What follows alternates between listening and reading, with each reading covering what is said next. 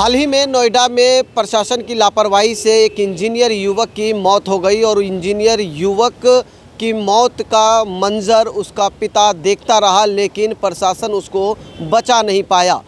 ऐसा ही मामला दिल्ली के पालम विधानसभा इलाके में है। देख सकते हैं मेरे पीछे ये जो डीप सीवर ड्रेनेज बना हुआ है ये खुला है और काफ़ी दायरे में खुला है। अगर डीप की बात करें तो इसकी गहराई लगभग 30 फीट बताई जा रही है और सामने देखेंगे तो मुख्य सड़क है। ये मुख्य सड़क द्वारका को जोड़ती है। चंद सेकंड में सैकड़ों गाड़ियों का निकलना होता है। किसी भी तरह का पुख्ता सुरक्षा इंतज़ाम नहीं है और देख सकते हैं कि यहाँ पर भी एक बड़ी लापरवाही है जल बोर्ड की और कभी भी यहाँ कोई बड़ा हादसा हो सकता है, जिसके मद्देनज़र आज यहाँ के स्थानीय लोगों ने आवाज़ उठाने की मुहिम शुरू करी है और प्रशासन के खिलाफ कहीं ना कहीं नारेबाजी भी कर रहे हैं। क्या नाम हुआ आपका? हमारा जी रणबीर सिंह सोलंकी नाम है और मैं मधु विहार की RWA का प्रधान हूँ।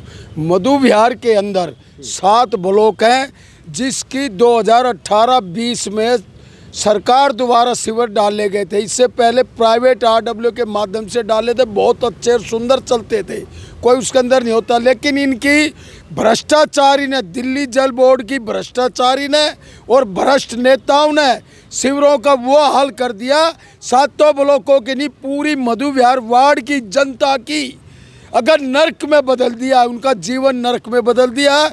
इस गंभीर समस्या को देखते हुए RWA ने जो आवाज़ उठाई है और उसको 27/4/2022 को इसका टेंडर छोड़ा गया है, जिसकी अगर 45 दिन के अंदर इसका पूर्ति करनी चाहिए थी। लेकिन आज ये 4 साल लगभग हो चुके हैं और इस पर कोई कार्रवाई नहीं हो रही है। इसमें पहले भी अगर कार गिर चुकी है, इसके अंदर कई हादसे घट चुके हैं, मोटरसाइकिल और स्कूटर भी गिर चुके हैं।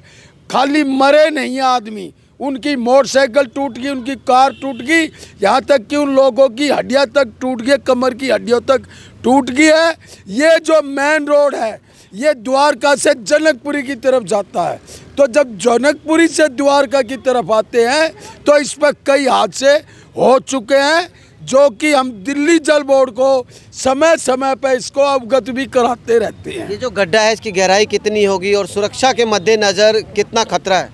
अगर इसकी गहराई लगभग 30 फुट की गहराई है और सुरक्षा की अगर आप पूछो तो मैं आपको दिखाना चाहता हूं। अगर क्या लगाया है ये देखो, अगर ये 4 प्लास्टिक के पाइप ये लगा दिए और ये कैसे हिलते हैं ये आप देख सकते हो। और इससे कोई स्कूटर, मोटरसाइकिल, कार आएगी तो डायरेक्ट इस खड्डे में जाएगी, जिससे अगर कोई भी हादसा होता है, मैं तो कह रहा हूँ इन स्वार्थी दिल्ली जल बोर्ड के अधिकारी और आज की स्वार्थी राजनीति ने अगर इस नरक को, दिल्ली भारत की राजधानी दिल्ली है और दिल्ली की उपनगरी द्वारका है, इसका अगर नरक नगरी बनाने में स्वार्थी अधिकारियों का और स्वार्थी नेताओं का बहुत बड़ा हाथ है।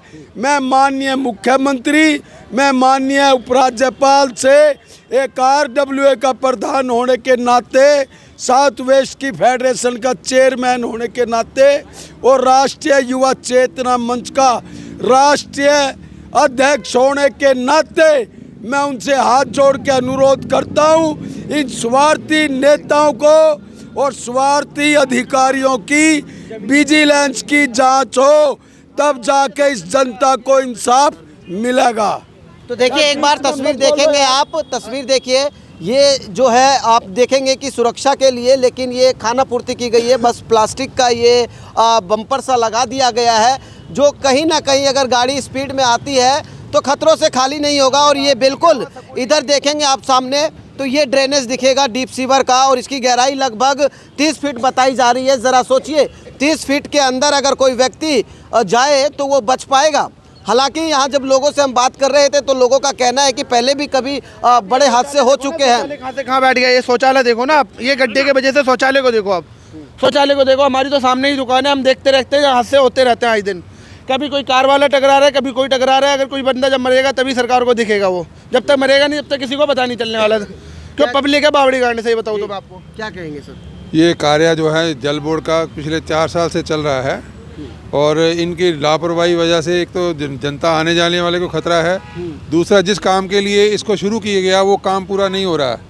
साथ में कॉलोनी है, उसका पानी निकालने के लिए किया था, वो पानी से गंदे पानी लोगों के घरों में घुसे हुए हैं और 3 साल से ये सरकार का जो लापरवाही वाला अंदाज है उससे बहुत सारा नुकसान हो रहा है। अगर हम आपके माध्यम से हम आवाज़ देना चाहते हैं, सरकार को बताना चाहते हैं कि इस कार्य को जल्दी जल्दी करके इसको ठीक किया जाए ताकि आने वाला ख़तरा भी ठीक हो। जिस काम के लिए इसको शुरू किया गया है वो काम को पूरा किया जाए ताकि सामने जो कॉलोनी जो पानी में डूब रहती है, सीवर लोगों के घरों में घुस जाता है, उसका समाधान निकले। इस बात को कई बार विधायक साहब के साथ भी उठाया गया है, कई बार ये काम शुरू किया जाता है, कई बार बीच में बंद किया जाता है। अभी 7 दिन पहले इन्होंने काम शुरू किया था, फिर दोबारा इन्होंने रोक दिया, पता नहीं किस बात के लिए रोक दिया। 3-4 दिन हो गए कोई काम नहीं कर रहे। यहाँ पे कोई इनका बंदा नहीं है जो इसकी सुरक्षा के लिए या मेंटेनेंस के लिए कोई चौकीदार नहीं है। एक खड्डा इधर कर दिया, एक खड्डा परली तरफ कर दिया है, दोनों तरफ से, मगर काम कुछ नहीं हो रहा, काम सिर्फ जीरो है। तो देखिए ये स्थानीय लोग काफ़ी परेशान हैं और लोगों का कहीं ना कहीं खतरा मंडरा रहा है लोगों के ऊपर और ये डर है लोगों के अंदर कि कभी भी जिस तरह से नोएडा में हादसे का शिकार हुआ इंजीनियर युवक, अब यहाँ के लोग भी इसका शिकार हो सकते हैं क्योंकि प्रशासन की कहीं ना कहीं बड़ी लापरवाही है जिसकी वजह से यहाँ के लोग बेमौत भी मारे जा सकते हैं। वीडियो जर्नलिस्ट मनीष के साथ उदय हिंदुस्तानी, पंजाब केसरी.com, दिल्ली।